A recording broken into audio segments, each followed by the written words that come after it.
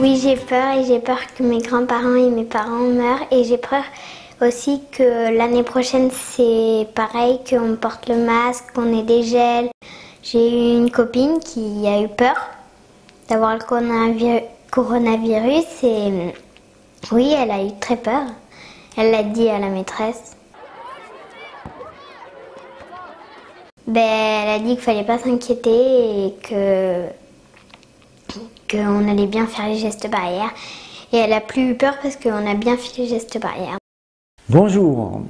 Je crois qu'on ne mesure pas bien les conséquences de cette période qui vient de s'écouler pour nos enfants.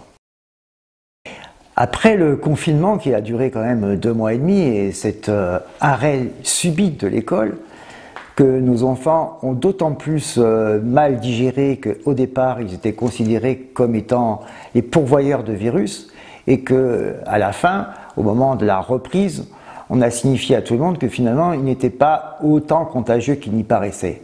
Mais il ne faut pas oublier que pour un enfant, y compris de 3 ans, la mémoire va augmenter l'impression de dangerosité. Et donc des angoisses se sont nées. Ces angoisses de la reprise que nous voyons, que les collègues enseignants voient dans les classes au fur et à mesure. D'abord, il a été difficile de reprendre, tous les enfants n'ont pas repris en même temps, et la situation qui était identique auparavant dans toutes les écoles est largement différente selon l'endroit dans lequel on se retrouve en France.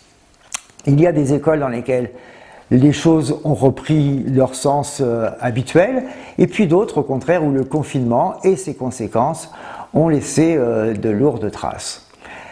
Les choses ont changé, aussi bien pour l'organisation des locaux, pour l'organisation scolaire, pour la distance dite sanitaire, et les éléments de langage qui accompagnent souvent les situations pour soi-disant déstresser les enfants ont souvent un effet inverse.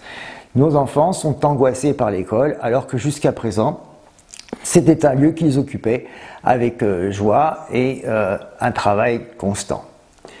Le travail n'est plus le même. Le télétravail, y compris sous des formes télécopiées, photocopiées ou par les réseaux sociaux, a également pris sa place dans la classe normale. Les enseignants ont fait leur possible pendant cette longue durée pour assurer la continuité pédagogique.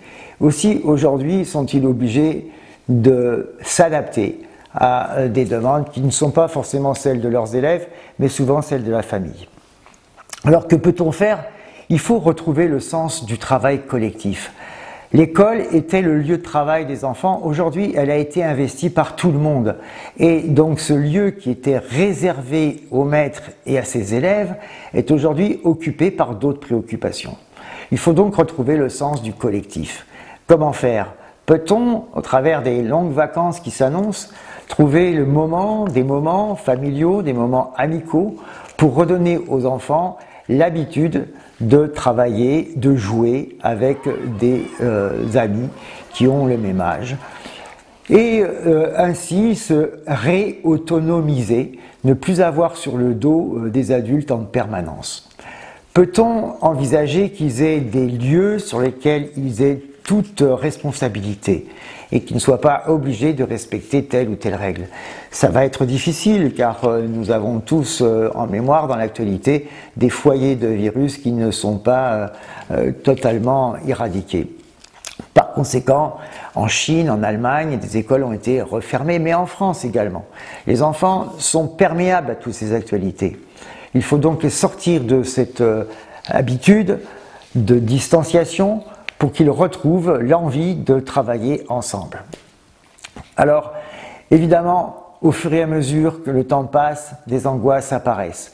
Elles peuvent avoir des conséquences sur le sommeil, elles peuvent avoir des conséquences sur le physique, mais elles peuvent avoir aussi des conséquences psychologiques importantes. C'est pourquoi, lorsque nous avons repris les consultations, nous avons eu quelques cas qui nous ont été signalés par les familles, parfois difficiles, d'enfants qui ne voulaient pas rentrer en classe parce qu'il y avait une sorte de phobie scolaire. Je n'aime pas trop ce terme parce que c'était surtout une difficulté à retrouver des habitudes scolaires et une place dans la vie sociale qui était nécessaire de réinterroger. En fait, en quelques séances, on peut pallier ces situations qui sont difficiles mais pas conflictuelles. C'est-à-dire que les enfants ne sont pas en rejet de l'école, mais ils sont en réadaptation. Cependant, chez certains sujets, il peut y avoir tout à coup une découverte de nouveaux problèmes. Alors il faudra aller au plus long cours. Mais en général, avec 4 ou 5 séances, nous pouvons résoudre ces difficultés.